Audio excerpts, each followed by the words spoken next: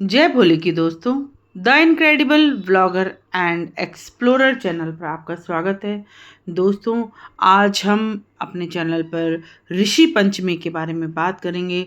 ऋषि पंचमी को बहुत कम लोग जानते हैं, लेकिन जो जानते हैं वो इसके पूरे विधि विधान से और पूरे नियम से इसकी पूजा करते हैं, क्योंकि ऋषि पंचमी जो व्रत है वो हिंदू धर्म का एक महत्वपूर्ण और सप्त ऋषियों को समर्पित व्रत है। ऋषि पंचमी भादो मास की शुक्ल पक्ष की पंचमी को मनाते हैं। यह व्रत स्त्रियों और पुरुषों के लिए अलग अलग विधान से रखा जाता है। मैं आपको दोनों विधानों की बड़े अच्छे से व्याख्या करूंगी। आप इस पर बड़े ध्यान से इसे सुने और मेरे चैनल पर अंत तक बने रहें। दोस्तों, आपने मेरे चैनल को यदि अभी तक सब्सक्राइब नहीं किया है तो मेरे चैनल को सब्सक्राइब करें, लाइक करें, शेयर करें और चैनल पर कमेंट करना ना भूलें, क्योंकि मैं चाहती हूँ कि आपको मेरे वीडियोस कैसे लगते हैं, मेरी ये जानकारी आपको कैसे लगती है। आप मुझे मेरे चैनल पर कमेंट बॉक्स में जाकर ये ज़रूर बताएं। दोस्तों, बेल आइकन ज़रूर दबाएं ताकि आपको मेरे हर वीडियो का नोटिफिकेशन सबसे पहले मिले। तो हम शुरू करते हैं। ऋषि पंचमी का क्या महत्व है और इसकी क्या पूजा विधि है, वो मैं आपको बताती हूँ।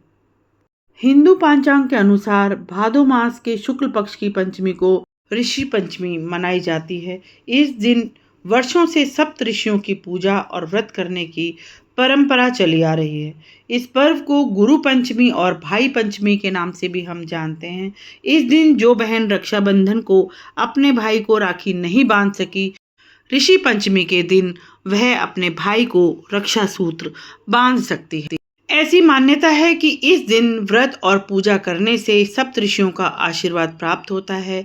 साथ में यह भी मान्यता है कि इस दिन गंगा स्नान करने से व्यक्ति के सभी प्रकार के पापों से मुक्ति मिल जाती है। महिलाओं के लिए यह व्रत काफ़ी महत्वपूर्ण है। शास्त्रों के अनुसार माहवारी के पहले दिन महिला चांडालनी, दूसरे दिन ब्रह्मघातनी और तीसरे दिन धोबिन के समान अपवित्र माना जाता है। इसके बाद चौथे दिन स्नान आदि के बाद वे शुद्ध होती हैं और इस बीच महिला द्वारा जाने अनजाने में हुए पापों से मुक्ति पाने के लिए ऋषि पंचमी का पूजन किया जाता है।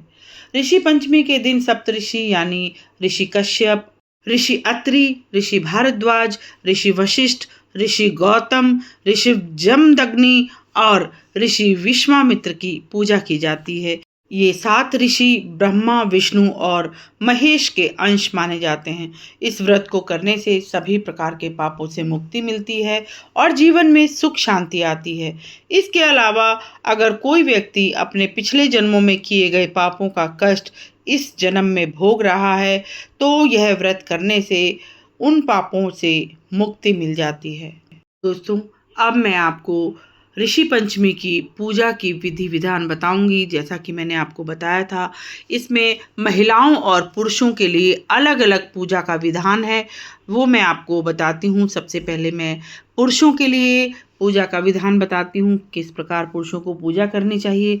उसके बाद मैं स्त्रियों की पूजा की विधि बताऊंगी। पुरुषों के लिए व्रत का विधान इस प्रकार है। प्रातःकाल गंगा स्नान कर शुद्ध वस्त्र धारण करें। पुनः घर में आकर अपने हाथों से वेदी बनाएं, उसे गोबर से लीप कर साफ करें। साफ की गई जगह पर गेहूं के आटे से एक चौमुखा चौक बनाएं।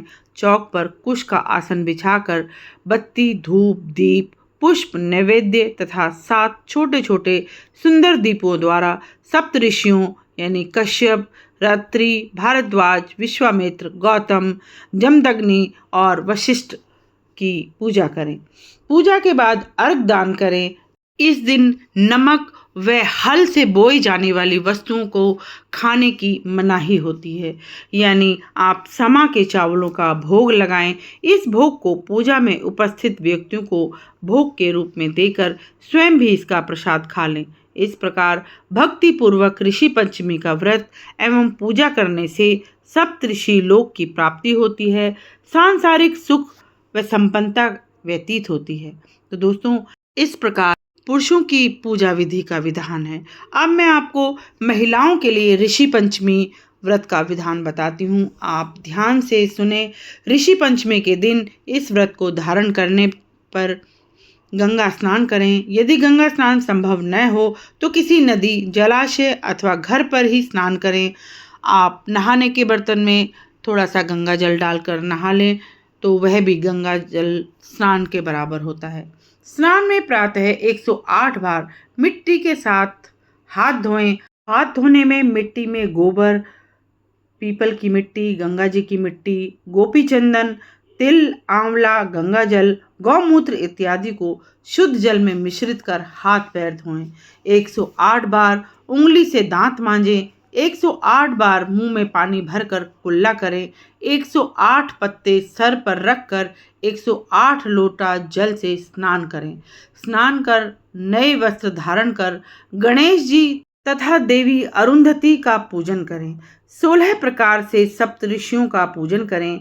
ये ऋषि सप्तऋषि हैं: ऋषि कश्यप, अत्रि, भारद्वाज, विश्वामित्र, गौतम, जमदग्नि एवं वशिष्ठ। इस प्रकार पूजा करने से आपके सभी कष्ट दूर होंगे।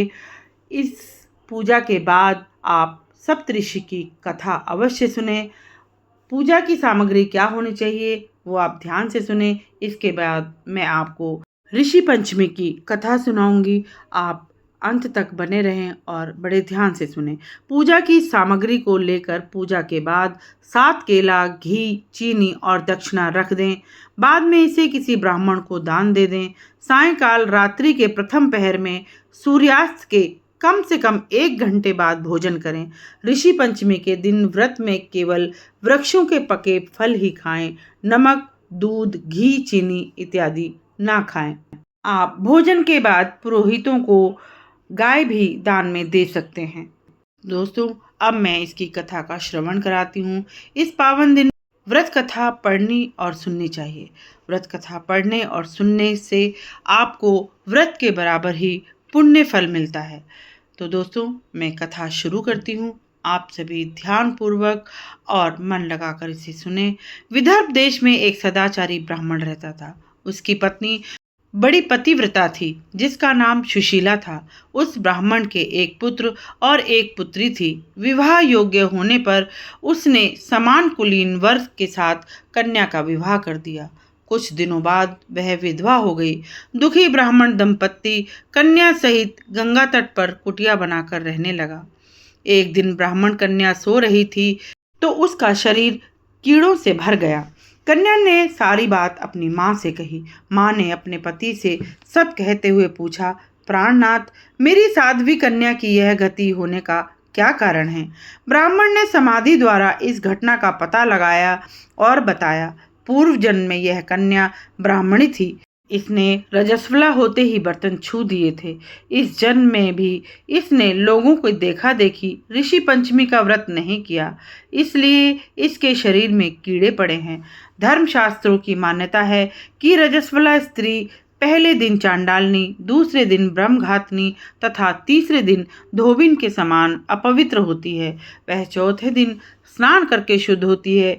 यदि यह शुद्ध मन से अब भी ऋषि पंचमी का व्रत करे तो इसके सारे दुख दूर हो जाएंगे और अगले जन्म में अटल सौभाग्य प्राप्त करेगी।